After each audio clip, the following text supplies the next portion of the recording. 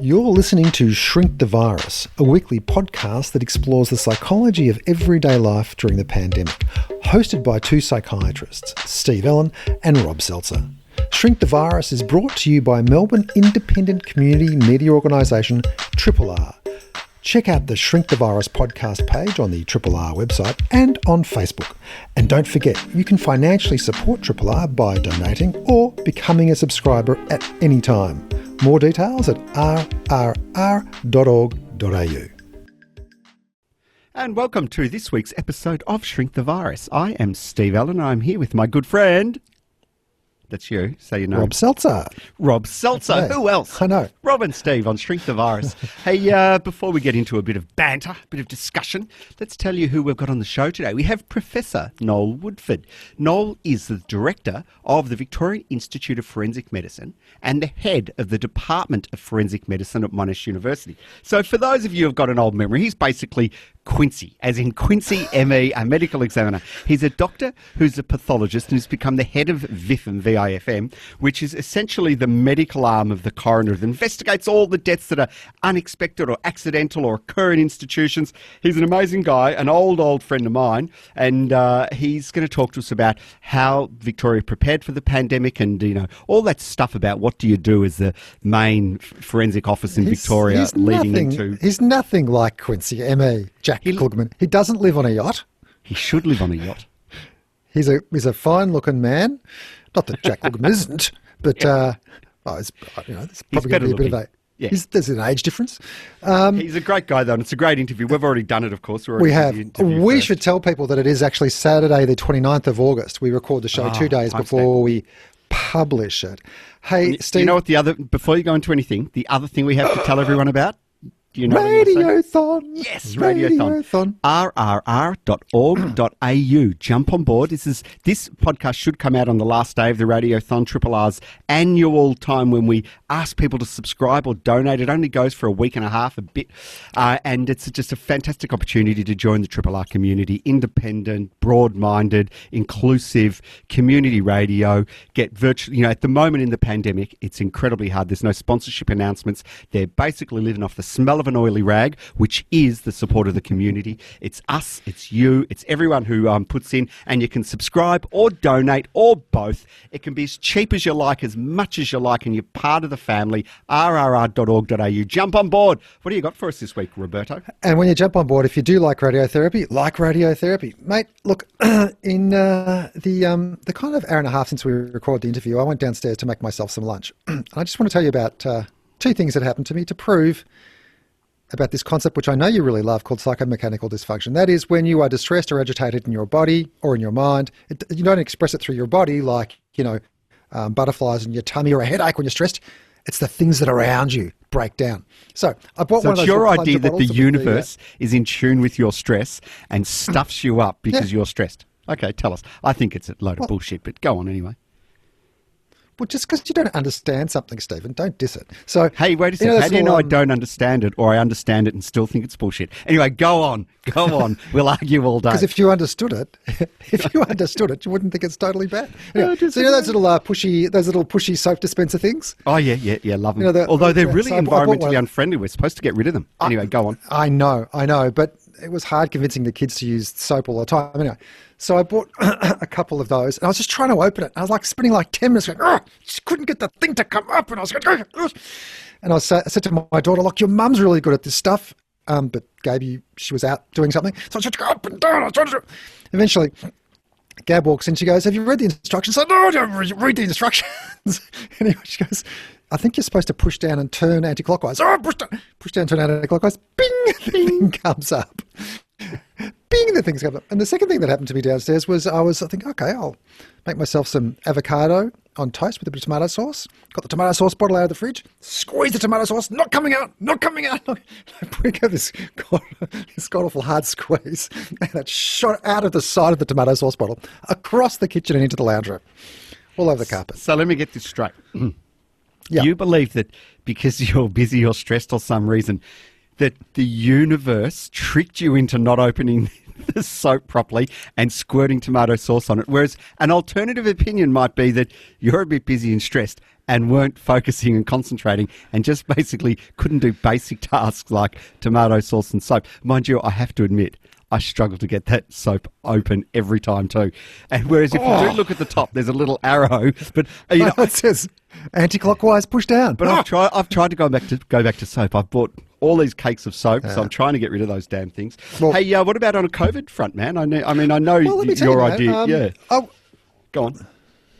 Well, no, I was going to say that I went for a walk this morning with Dr. Zhivago down by the sea. We live in St Kilda, and then a couple of hours later, Talia, my daughter, came back, and she said, there are police on the road down in St Kilda checking people to make sure that they're not 5 kilometres outside of their district. And I was thinking to myself, if you would have told me, Steve, let's say August last year, if you would have said, next year, Rob, you won't be able to drive more than 5 kilometres outside of your zone, unless you've got special reasons. There'll be a curfew at 8 p.m. at night, and you're pretty much not going to be able to see any people that family members, stuff like that. I'd say, come on, no way. And yet, we've accepted it. And I think it's, on the whole, I think, we as Victorians have just accepted this is what we have to do. It's just become the kind of new normal. Yeah, it is really interesting, isn't it? You've got some figures, don't you, about this? Well, I do. I've got some figures. But, I just want to begin by saying, though I've been saying since word dot of this thing that I feel very uncomfortable about this because, and I think, and I've tried to figure out what it's all about. A few times I've sort of said that, I'm more worried about government overreach. I'm more worried about international strife and dysfunction as a consequence of the pandemic than I am about catching a respiratory infection.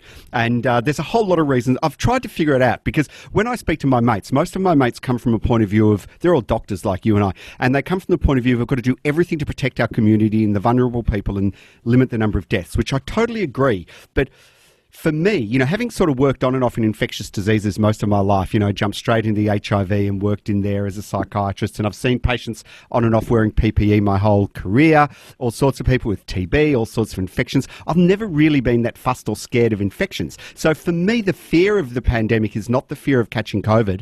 I might be having my head in the sand. I might be an idiot, but I'm not overly worried about that. I'm much more fearful of government overreach, of police states, of the Americans fighting with the Chinese, and we're on a hair trigger for nuclear war, it seems to me, for the last 5 years, and I'm much more scared of them pressing a button than I am of, and I get that these are all things that we're weighing up, and as I say every time, and I want to stress it because I don't want people writing into me saying I'm inconsiderate, but it's not, of course I follow the team approach, but I believe we should have open debate and consider what the issues are, because I'm not convinced an 8 p.m. curfew decreases numbers. Some of these things I'm not convinced about, and I'm scared that there's a little bit of overreach.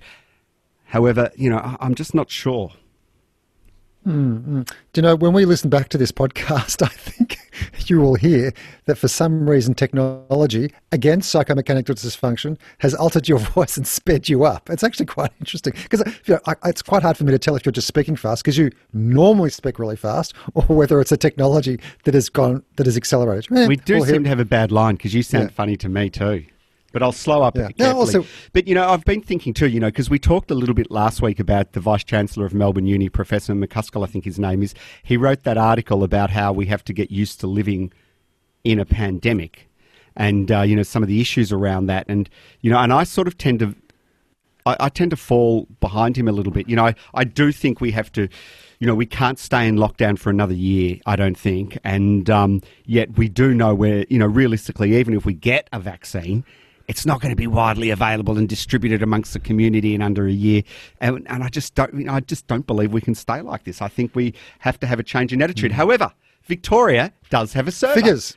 Yes, there is a survey on this. So I read this in the Age Tell this me morning. the facts, man. Yeah, so Roy Morgan released a survey this week where they interviewed a whole lot of Victorians about what's going on. And, most people are on your side. Most people agree with the restrictions. So 9 out of 10 people support the wearing of masks. 7 out of 10 support the restricted movement to within 5 kilometres. The least supported aspect is the support for limited family visits, that we're not allowed to visit family. Only 6 out of 10 support that, but that's still the vast, it was 57%, very tough. Almost 6 out of 10. So that's very still tough. The majority. And of course, the people who are pro, all these tough restrictions will quite rightly point out that it's clearly working. For the first time today, our cases in, whatever it's been, about 7 or 8 weeks, are below 100.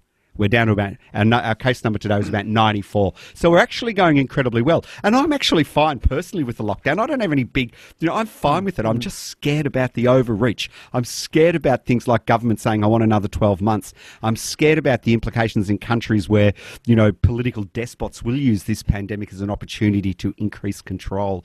I think these are tough questions. I cannot imagine that, Steve. I just can't. No, look, I have the same worries as you. Yeah, look, we've all got our worries. And I think it's one of those things where it's kind of like a week at a time so far, because we're not playing to any rule book. We're just trying to figure out things as they go. And look, as you and I both said, our governments are doing the best that they can, and I'm pretty satisfied with the way things are going so far. So, time for that Noel. brings us to a junction. Professor Noel. It brings us to a juncture in our show when we are going to speak with Professor Noel Woodford. He'll join us in about 2 seconds. Let me just remind you again, he's the director of the Victorian Institute of Forensic Medicine and the head of the Forensic Medicine Department at Monash University. Let's let him join the conversation. Independent Melbourne Radio, 3RRR. And joining us now is Professor Noel Woodford. G'day, Noel. How are you? All right. Thanks, Steve. Thanks for having me on. G'day, Noel. Rob, hi. It's very nice of you to join us on this Saturday morning. We always like to timestamp. We'll probably have done it already in our intro, but it is Saturday morning. Oh, it's actually gone into the afternoon. It's 1 o'clock. Look at me, how time flies. Hey, Noel, why don't we get the ball rolling with telling us a little bit about the Victorian Institute of Forensic Medicine, or as we like to call it, VIFM. What is it? VIFM or VIFM. We're in South Bank, and we've been here for a bit over 30 years now. I mean, it's an interesting story about the way this place was founded, but it has a bit to do with Azaria Chamberlain, whose disappearance was 40 years ago last week, really. And as you know, she went through, her mum at least, went through a number of different hearings, coronial inquests and trials, and her defence counsel, a guy called John Phillips, who ended up being the Chief Justice in Victoria, really lamented the quality of forensic evidence presented at the trial and vowed that Victoria wouldn't have to suffer the same fate. So, that was part of the ingredients, as well as Vern Plukarn, who many people of my medical vintage will remember from forensic medical talks. He had that book too. The main way I remember him, there was some book on forensic medicine we all had to have at university, and it was this hardcover. It cost about $200. It wasn't that big, but it had these outrageous pictures. The one that still I dream about is a picture of a body that had been run over by a speedboat. So it had all the propeller diagonal cuts going all the way up the body. It was horrific, but that's quite amazing. Those photos are imprinted in people's heads, really. People have owned that book. But yeah, it's really, he was instrumental in getting forensic pathology and medicine going as a professional discipline in Victoria. Absolutely. And so, I also introduced you previously before you joined on as the head of the Department of Forensic Medicine at Monash. So is that where the main Department of Forensic Medicine in Victoria is? So it's a department at Monash University in the School of Public Health, but it's based here at the Institute. So if you like, it's our academic arm. It's the area in which we concentrate our teaching and training and research. The complementary element to that in the Institute is its service work, and we can talk a bit about that. So what are your main roles? What are the main roles of VIFM? Well, we're an institute of forensic medicine, so I think it's important to remember about what this institute replaced. And once again, if you're of a certain age, you will remember the cream brick building in Flinders Street Extension that used to be the Melbourne Public Morgue, next door to the Coroner's Court. I've got no recollection. Rob, do you remember this? No. It was a terrible place, and even worse for families who had to turn up there to identify loved ones and could hear and sometimes smell things going on next door. It was just revolting. Anyway. But there must be a whole life to people who understand this stuff. See, I've just never even thought of it. And if I knew there was a morgue, I as a kid, I never would have gone near there.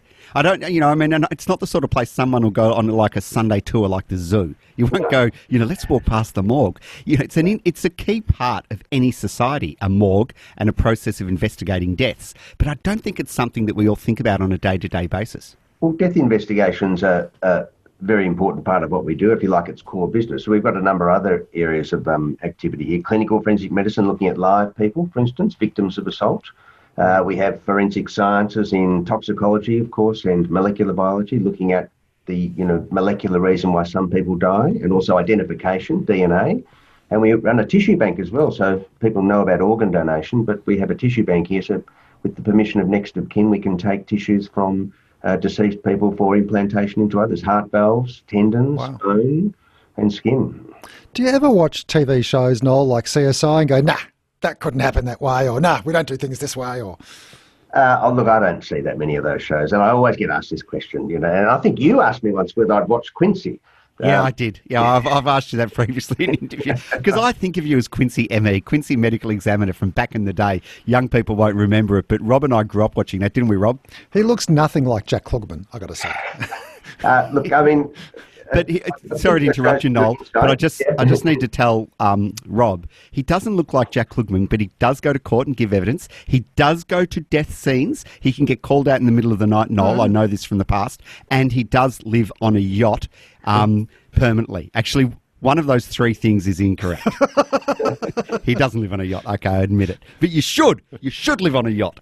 Yeah. Anyway, Noel, I interrupted you, but that is all true. You do all of those things, don't you? We do, yeah. Well, yes, I do all of those things. But the Institute, I think the thing that surprises people when they come here is just how modern and sophisticated the setup is. It's not what people's conception of a public mortuary would normally be. And that's really important for families who need to come and identify loved ones here, if they haven't been identified in the community. I think it's as good as we can make it. And, we've got the government to thank for that, for providing us with a great facility. It's the best one in the country, I think. Can I also point out, because I know this from chatting to you for many years, some of you, I should point out that Noel and I have known each other since university days.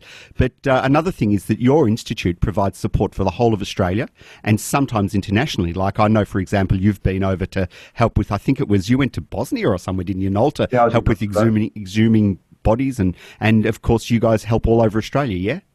Yeah, and that in turn, and also overseas, but that help in turn is reciprocated. So at the time of the bushfires in 2009, for instance, we were confronted with something that we'd always planned for and hoped never to see, and that's a number of dead bodies all of a sudden being or needing to be identified and looked at from a medico-legal perspective.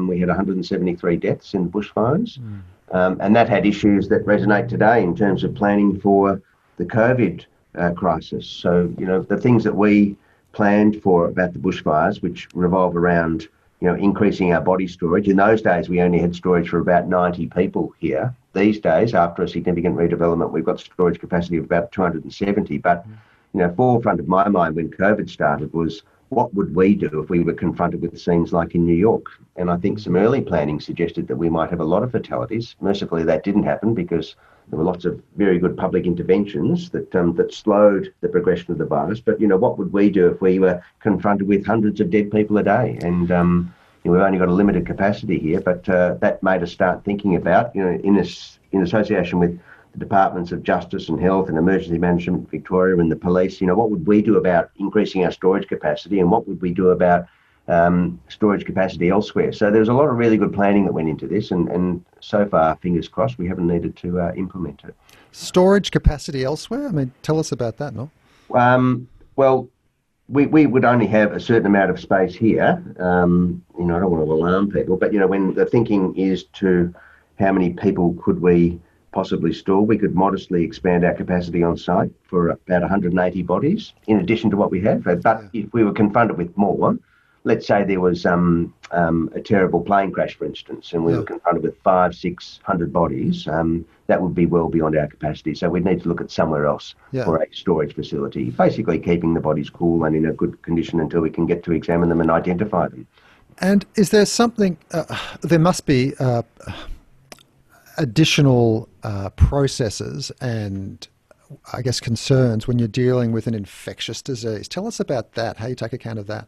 Yeah, so I mean, it's worthwhile casting your mind back to the Ebola crisis of a few years ago in Africa, and that made us turn our minds with the Department of Health and Justice about how we'd manage, not so much an Ebola outbreak here, but how we'd manage people who came back into the country and who subsequently turned out to have Ebola. And that might be that they died from it in the community or died in hospital with this disease, or, since we're a forensic facility, let's say they had Ebola, but something else happened to them, like they were a murder victim, for instance. How would we deal with those sort of complexities? And so we developed a plan then And it's also worthwhile thinking about that Ebola is really essentially a natural disease. So we wouldn't necessarily see those cases be reported to the coroner's system simply because they had Ebola. You know, the coroner's system is designed to deal with deaths that are, accidental, homicidal, suicidal, not obviously natural, or deaths of vulnerable people in institutions, such as mental health facilities.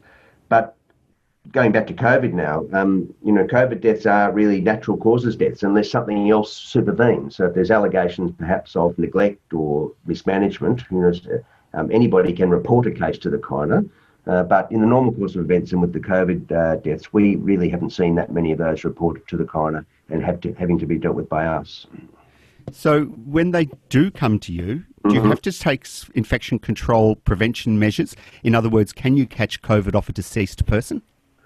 Well, in theory you can, but I think it's important to make the point that I haven't seen a report so far in any of the professional literature that indicates that a mortuary technician or a pathologist has caught COVID from a deceased body. That said, we treat all bodies that come in here as potentially infectious. We take all comers. So there are people with HIV and hepatitis C, for instance.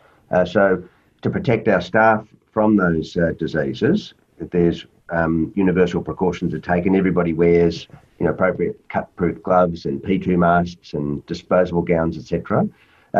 What we don't have at the moment, but we're looking at getting very soon, is a so-called physical containment 3 facility. So somewhere where it's a better isolated facility in terms of dealing with infectious cases, potentially infectious cases. But in any event, we treat all cases as potentially infectious. No, I remember reading somewhere that Ebola is especially difficult. I mean, it's difficult for a whole range of issues, but it's difficult because a deceased body can still be quite infectious with the bodily fluids, whereas I'd understood that COVID not so much. Is that right? Yeah, that's exactly right. So Ebola is a bloodborne disease, and it's very infectious just by exposure to body fluids. With COVID, I'm not an infectious diseases clinician, but when a body's not breathing and not exhaling particles, the risks are significantly lowered. And, even with minimal PPE, management of bodies presents very low risk for people having to deal with those cases, including funeral directors. I'm surprised you don't ring me for advice occasionally, Noel, because I watch a lot of television. And at the moment, I'm watching a show called Jack Ryan, and I think they're using bodies that have died from Ebola that they stole from a grave to try and infect other people. It's what the terrorists are doing. So, look, if you need any advice, give me a call. Hey, but on a slightly more serious note, so what sort of pre-preparation did you do? So, and the reason I ask this is around pandemics. We've all been hearing that, some countries had done lots of planning for pandemics, like Vietnam and some others, and other countries have done very little other than cursory discussions at various stages, because I don't think any of us really appreciated how significant it could be. What happens? Like in the real world of an organisation like yourself, had you had sessions or times when you'd sort of thought, what would a pandemic look like and how do we prepare?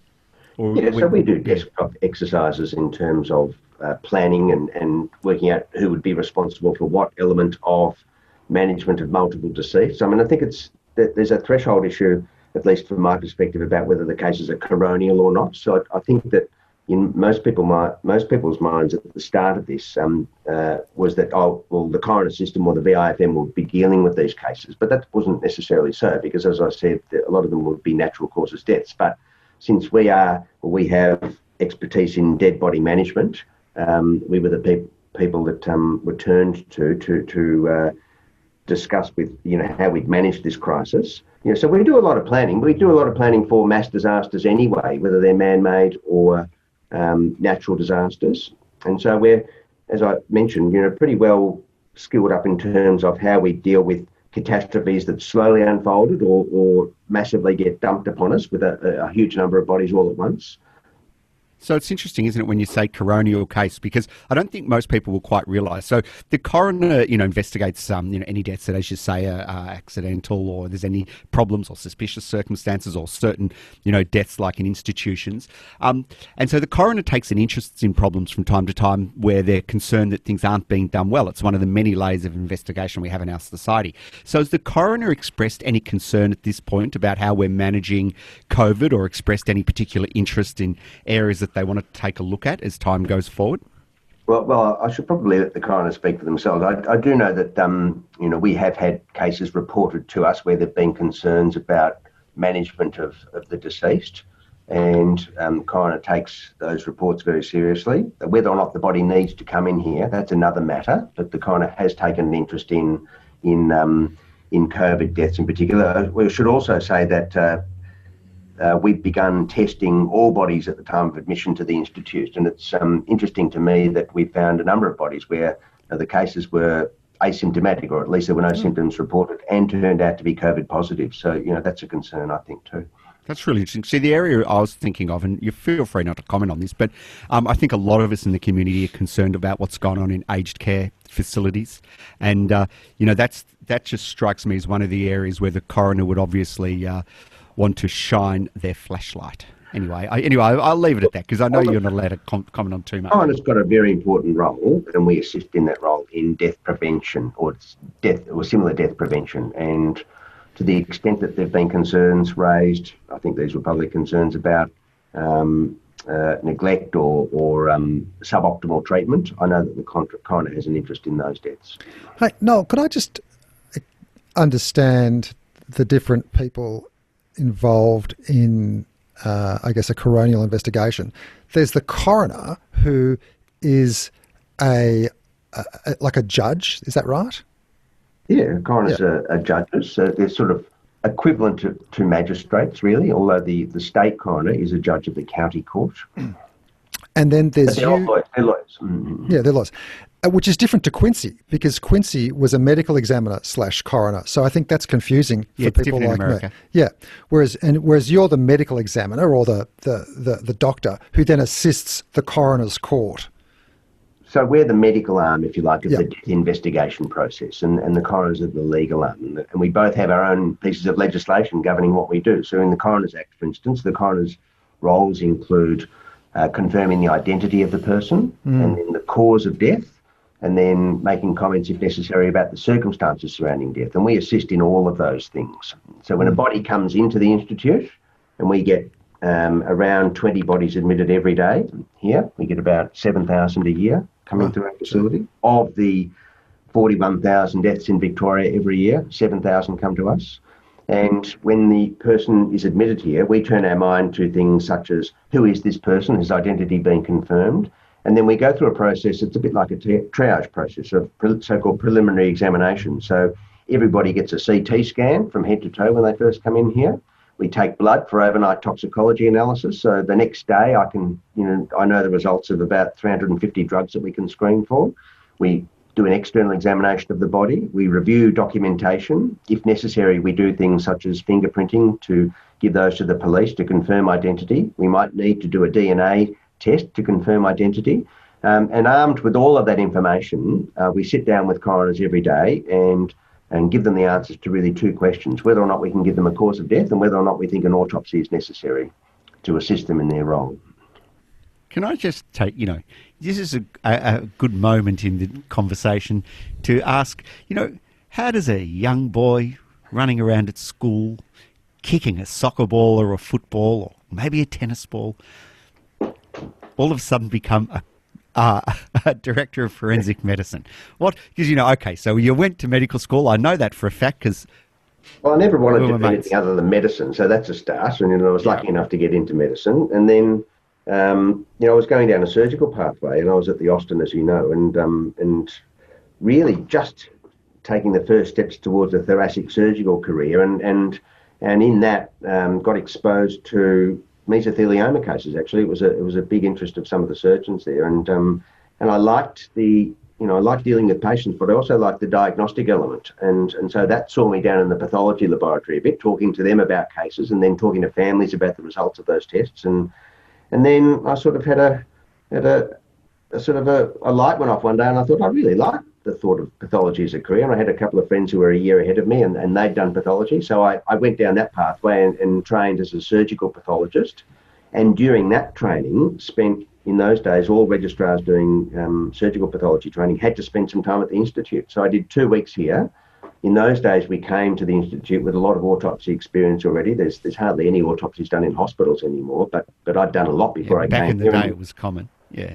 And I loved the way that I loved the discussions around cases. I loved the fact that families were central to those discussions, and we engaged with them and fed results back to families. So it was almost like medicine, as traditionally practiced, but with that problem-solving component to it as well. And I really liked the fact that there was a collegial atmosphere as well.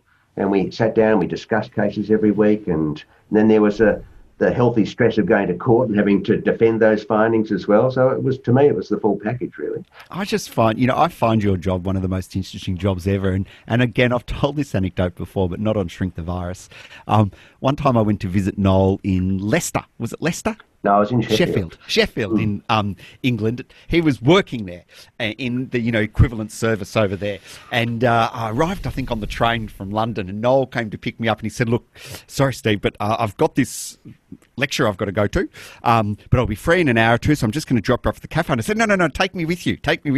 And I go in, and I sit in this lecture that to this day, I would have talked about this lecture on radio about 30 times over the last 20 years. One of the most interesting lectures I've ever been to, because it was from this amazing guy from the US who ran this basically farm where they buried bodies and they left bodies in various states, all to gain scientific evidence about the effect of the environment, so that when they were investigating murders, they could say, this one died 6 weeks ago because it's been left in leaves and the decomposition's gone this far. And I don't even know if I'm remembering it correctly, Noel. It was decades ago that I went to that lecture. Do you remember it, though? You remember that? Yeah, I can remember the lecture. There's a very similar facility in far western Sydney these days as well. And so there's a lot of interest. It's run by it's got a number of different stakeholders. We're one of them, who have an interest in so-called taphonomy. So what happens to bodies in the post-mortem period and over extended periods of time, and when they're exposed to environments and insects, etc. What was it called again, Noel? Taphonomy.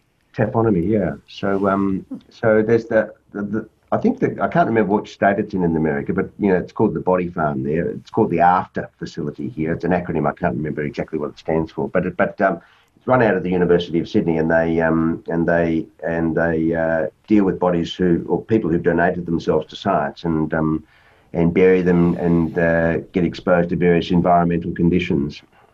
Hey, Noel, when you eventually decide you want a quieter life and you want to slow down, have you ever thought of writing crime novels? Because you'd have like the front seat to all that sort of stuff. Oh, I think I'll leave that up to others, I have to say. Case Carpetta, who's the one that wrote those books? Google while you're talking. Say it again. Yeah. The woman who wrote those wanted to come and talk to us at one stage, and I never really heard from her after that. But no, I don't think so. I'll leave that up to others. Hey, so back to COVID. How is VIFM going with COVID? How's the staff managing? You going through the same stresses that we're all going, having to work from home and everyone anxious about what's going on and working twice as hard and all the rest of it?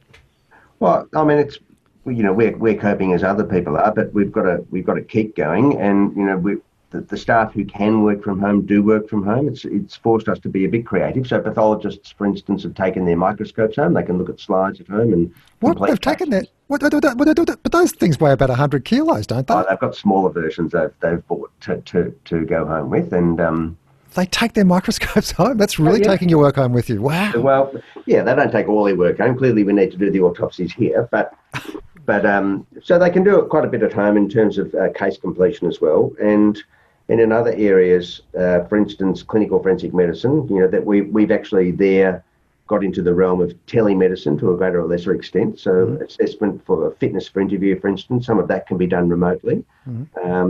And also with, let's say, the toxicology labs, for instance, we've got teams of staff coming through so that if the worst happens and one of our staff gets infected, we haven't lost all of our staffing. But clearly the work needs to keep going. We haven't really seen a diminishment in the number of case admissions or the number of toxicology tests, for instance, or the number of clinical forensic medicine tests. It's all been pretty much the same, but just done a bit differently. Are other deaths decreased because of lockdown? Like, are we having less deaths from all sorts of other causes? Do you know, or is it too early to say? Probably, and this will all be anecdotal, but we'll have to look at it retrospectively. But probably fewer alcohol-related deaths or interpersonal violence deaths related to alcohol, for instance. Because the pubs are shut and that sort of thing. The interesting thing for me is what's happening with domestic violence cases. We really probably our exposure to them in terms of where we're called to do examinations hasn't changed terribly, but I hear reports from the police that their involvement in cases has increased. So there's a problem that's still going on out there, and perhaps even magnified by the fact that people are in shutdown. But we're not necessarily seeing that at the moment. And how are the staff coping? Are you doing extra stuff to support your staff at this time? Yeah, we are. I mean, I think because we've got probably about 70% of our staff at home at any one time, it's we're really impressed upon managers the need to sort of keep in touch base with them. That said, we have a very strong peer support network here. So if staff are struggling, they know who they can go to immediately. We also have employee assistance programs that actually is it's probably the best one we've been involved with for a while. So that's actually been taken up well by staff, and just those small things and keeping tabs on people and making sure they're doing okay. Noel, this is a question we ask everybody on Shrink the Virus. I usually prepare it by saying, take a deep breath, find your happy place. I'll do my best. Right. And the question, it's a pretty simple question. It's, what are you doing now, either professionally or privately, what are you doing now better than you were doing, say, 8 months ago before the pandemic, and that you want to keep going with? Well, gee, right, where to start? I think I'm a bit more disciplined in terms of quarantining my time for exercise, for instance. I get up every morning at 5 and walk the dog. So that's one thing. And the other thing is just finding a centered place. Like I don't listen to music or podcasts, excuse me, on the way around. I just love listening at the moment to the silence. I mean, it's really, really fantastic that time in the morning, listening to birds when they wake up. I think it's forced me to be disciplined in terms of allocation of my time to different tasks. I mean, every day's got a certain sameness about it, but just sort of subsuming yourself to the process is really just helping me get through it, I think. Can I just ask too, COVID's one of the most important things that any of us in the health industry have ever gone through, obviously. And I've seen it raise so many people up to a higher level in terms of their professionalism, their enthusiasm, their dedication, the risks they're prepared to take. How do you feel personally going through, you're in a key role, you're the director of one of the key institutions in the state. Do you feel a weight of responsibility right now? And how are you coping with that? Yeah, look, I think from a professional activities perspective, I think we've got it pretty much covered. We could always do better, of course, but we're engaged where we need to be. We've got the plans in place. I can't think of the things that we're not doing properly there. And in terms of responsibilities to the staff, I take that really seriously. They are that they're looking to me and the leadership team for support through this crisis, and to the extent that we can, we try and provide that strong support. We've got mental health training we deliver through managers to the staff. We've developed a mental health strategy for our staff. I do directors' updates either weekly or fortnightly, and there's a mixture of sort of an email to all staff or try and do it online via Zoom or Teams, and get reasonable feedback about that. So we're engaged as much as we can be, I think. But having said that, I know that people are doing it tough, and additionally, we've got mercifully small numbers of staff who've lost relatives through this crisis, lost elderly relatives, and they can need support as well. Well, Noel, thank you so much for joining us on Shrink the Virus. It sounds to me like you're sort of taking it in your stride, and I know you've been in that job quite a long time now, and so it's probably the sort of job where you really want to have been there a while and have all the key skills under your belt when, the state faces something like this. So, congratulations to you and your team for, all the work you're doing. And it's been fantastic chatting to you and hearing about that, the perspective of the pandemic from the point of view of the Victorian Institute of Forensic Medicine. Thanks, my friend. Thanks, Noel. Thank you very much. Good to see you. So that was Shrink the Virus for this week with our very special guest, Professor Noel Woodford from VIFM. We hope you enjoyed the interview. It's great fun to interview and a hell of a nice guy too. Don't forget to tell your friends about Shrink the Virus, and don't forget to subscribe to 3RRR at rrr.org.au. We've got a Facebook page called, what's it called, Steve? Shrink the Virus or something like that. Just search it, Shrink the Virus, and on Instagram, same. And our Gmail, shrinkthevirus@gmail.com. And Gmail. We're all over social media. Don't forget to tune into Triple R and our own show called Radiotherapy at 10 to 11 on Sunday mornings. That's 102.7 on 3RRR. As we mentioned, there's the Radiothon. And also, Steve's got a website called steveellen.com with lots of information on it. Yes, and that was a good interview, just to double back. I love Noel, just to double back. He's such a great guy. He's, I don't know anyone in the world who doesn't like Noel. He's thoughtful, intelligent. He's got a wicked sense of humour, although he behaves himself when he's in public. You got to get him into the pub. But I really enjoyed listening to him. It's so interesting when you hear about these parts of society that, the key pillars of our community, are like the whole forensic medicine approach to, keeping our community safe and et cetera. So interesting hearing how they prepare.